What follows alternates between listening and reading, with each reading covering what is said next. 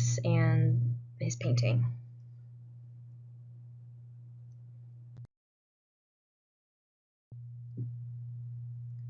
So Salvador Dali was one of the most influential artists of modern art, particularly in the Surrealism art movement. He was a very big figure then and continues to be a very big figure now in the art world.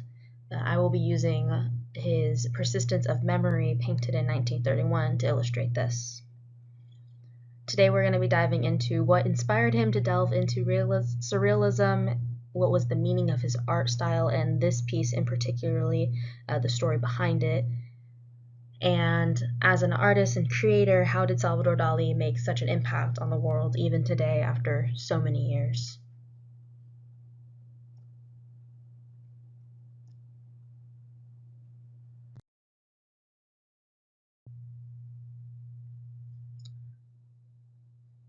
First, we're going to talk about what is Surrealism.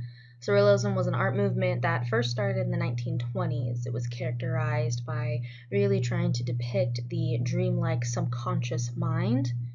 It explored dreams and fantasies and irrational thoughts. It used techniques such as automatism, which is the act of allowing the hand to move in any direction it really wanted to, really giving the subconscious mind a means to create art. It also accomplished this by using a lot of collages and dreamy imagery all around. Surrealism aimed to really break free of what was considered traditional art at the time. There was a lot of artistic constraints and norms that surrealists really wanted to separate themselves from. This often resulted in artwork that was very strange and really challenged what was considered reality and what was considered rationality. A lot of artwork from this time was considered illogical and very confusing for a lot of people to really comprehend. Salvador Dali was a very well-renowned Spanish surrealist artist. He was alive from 1904 to 1989. He was most known for his eccentric and imaginative work. Salvador Dali did a lot of work, not just with painting, but with videography and photography as well. He really made a name for himself in being this very eccentric and crazy and a very curious man, a very curious mind. He created paintings and sculptures and other artwork that challenged what was considered conventional at the time. It really set itself apart from traditional art and explored the depths of the unconscious mind. His flamboyant personality and also his very distinctive mustache, which is what is on my little pointer there, also made him very well recognizable even after so many years. His unique art style and vision continued to captivate people all over the world and even continue to captivate scholars to this day. Even growing up myself, my mother is a huge fan of Salvador Dali and has several of his paintings all over her home, so I grew up really questioning what was the intent of Salvador Dali, what did his artwork really mean. I viewed his paintings such as this one, The Persistence of Memory, as well as Swans Reflecting Elephants, and many, many more throughout my life. Salvador Dali is such an influential artist that he is even a commonplace name in many people's households. Why surrealism? What inspired Salvador Dali to abandon what was considered normal and correct at the time to delve into this more subconscious mind and the subconscious creation of artwork? If you know this meme, it is someone seeing a poorly done art project and calling it Picasso. All jokes aside, however, it wasn't a meme nor was it Spider-Man that inspired Dali to delve into the surrealism art movement, although it was Picasso. According to Single Art, a website and organization that promotes artwork and oftentimes writes articles for educational purposes, state that Dali spent some time in Paris after shortly getting kicked out of art school. During his time in Paris, he would run into Picasso and become inspired by him. Later on, he produced a portrait of Picasso that you can see here, done in 1947.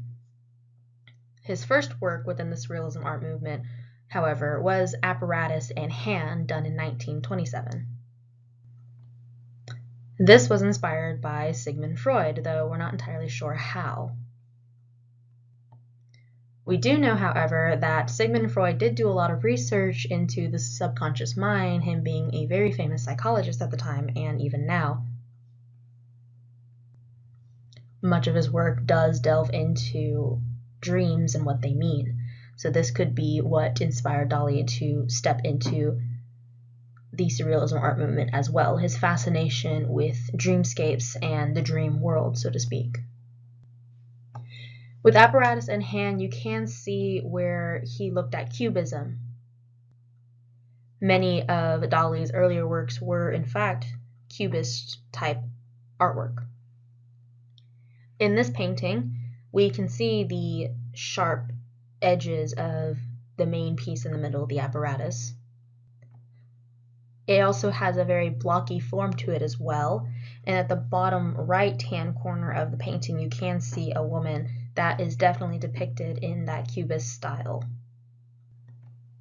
She is very flat dimensionally and has very sharp edges and sharp angles. However, more towards the center left of the painting, we do see a more organic female figure as well. This does signify that move from Cubism into Surrealism. We also see the colors are much brighter, another aspect taken from Cubism. This contrasts very well with his later pieces, such as the portrait of Picasso in 1947. In 1947, we see that he uses much more earthy tones and that things are much more muted and much more organic in form and in shape. We definitely do see how he takes a lot of liberty in depicting the human form as well. The piece almost seems to be melting, but yet also has some strong structures, such as the block on top of Picasso's head. It's very interesting putting these two pieces side by side, as we can definitely see both were inspired in some way by Picasso, one being an actual portrait of him, the other being much more cubist in nature. One could say that the greats inspired the greats.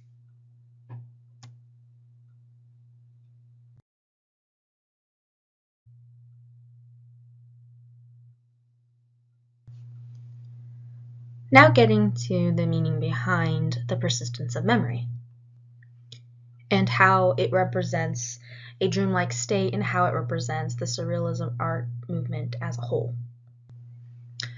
As the Medium reports, another website that produces many articles for educational purposes as well about many different artists, they report that Dali called this piece a dream photograph, meaning he really tried to take a picture of a dream, or more accurately, a hallucination that he once had. This piece is surprisingly small. It's only 22 by 33 centimeters in size. Despite this, there are many things going on within this painting, and done so very interestingly. To start, we're going to look at the color palette that Salvador Dali used. The color palette here is definitely dominated mostly by earthy tones. The only vivid color we can see in this painting is of what looks to be an ocean in the background as well as the sky. This contrasts very starkly with the darker and more earthy tones of the foreground.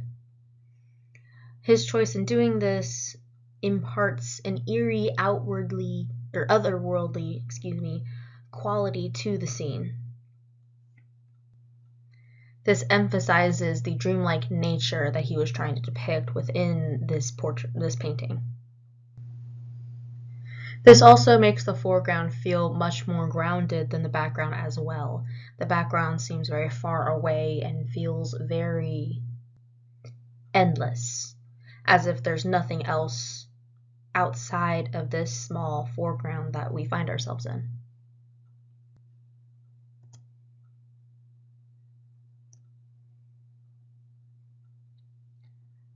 Digging deeper into the painting itself, first we will look at the most striking and most iconic part of the piece itself, the melting clocks.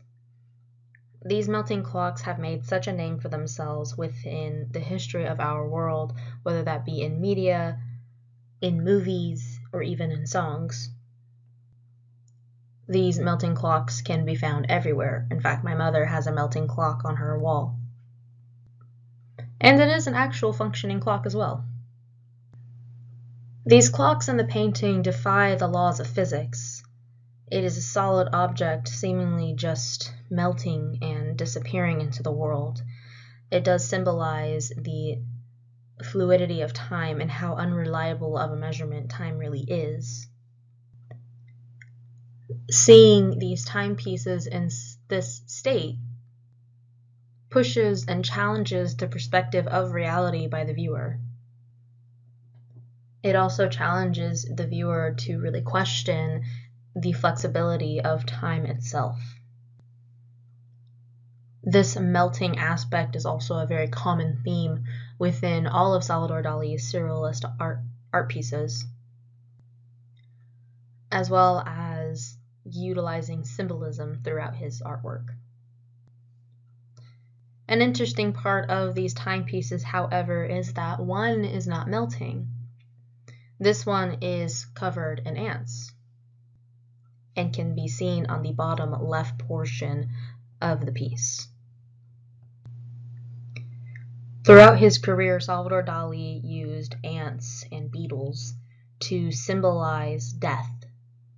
This comes from a rather morbid story from his childhood. He had once seen a bat being devoured alive by ants and slowly dying and being pulled apart, essentially. As a child, he didn't know what was going on and lifted the bat and saw that it was slowly dying while it was being consumed by these ants. Since then, Salvador Dali always had this thought that ants equal death, and commonly you'll see this throughout his pieces. Here in particular, we see these ants crawling on the only clock that isn't showing its face. This pushes this idea that life and time is impermanent, that it is always coming and going. While we are living in this time, our time is limited. We all have this sense of mortality. We can also see hints of this theme on the fly that is on one of the melting pieces as well. However, the fly is still on the seemingly solid part of the clock.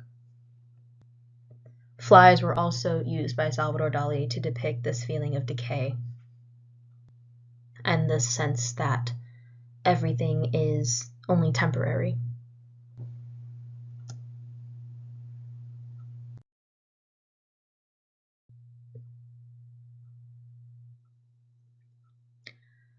Dali was very known for putting himself within his paintings in one way or another, in some form of a portrait. In Swans Reflecting Elephants, we see a man in the top left corner of it. In The Persistence of Memory, we see this figure draped over what seems to be a rock. The website known as the Dali Universe states that this ties to Dali's statement on the piece that it is a materialization of the flexibility of time and the indivisibility of time and space. Time is not rigid, it is one with space, it is fluid. This depiction of Dali draped on the ground with a clock draped over him really pushes this idea that this is in fact a materialization of what time is and how fluid time really is. The Museum of Modern Art, where the piece is housed, describes this bizarre creature as being insect-like, with insect-like eyelashes and a snail tongue. The enigmatic presence of this figure while being draped over rocks, very solid rocks in fact, blurs this boundary between this hardness and softness that Dali implements throughout this piece and throughout many of his artwork. Some even go as far to theorize that this depiction of Dali is in fact symbolic to his quote-unquote memories of the womb. In many of his artwork as well, we can see this idea of birth and the trauma that we all have from birth.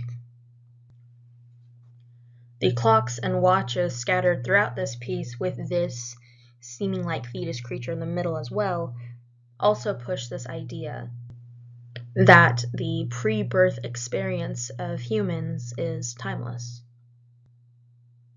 which would also explain the title of the piece, The Persistence of Memory. Dali truly believed that we all had this memory of being born that we don't consciously remember, though our subconscious holds on to. This figure or creature or self-portrait being right in the middle of this painting does echo this theme of mortality and the human experience within the subconscious throughout his artwork, thus ironically lending to the immortality of Dali's legacy.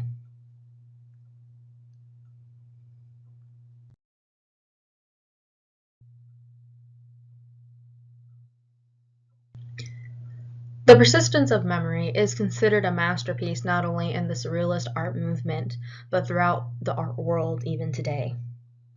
This piece really invites the viewer to explore their own subconscious mind and really think about the fluidity of reality and of aspects of this reality that we live in, such as life and death and time. Dali accomplishes this in The Persistence of Memory by utilizing techniques, symbolism, and his own imagination to create this dreamlike world. And even after so many years, Dali continues to inspire and continues to be one of the most influential artists of the Surrealist art movement and of art history as a whole. Thank you for watching, and thank you for your time. I hope you learned a few more things about Salvador Dali and The Persistence of Memory. I had a lot of fun putting this together and enjoyed learning more about this artist that has haunted my dreams and my nightmares for many, many years. Thank you.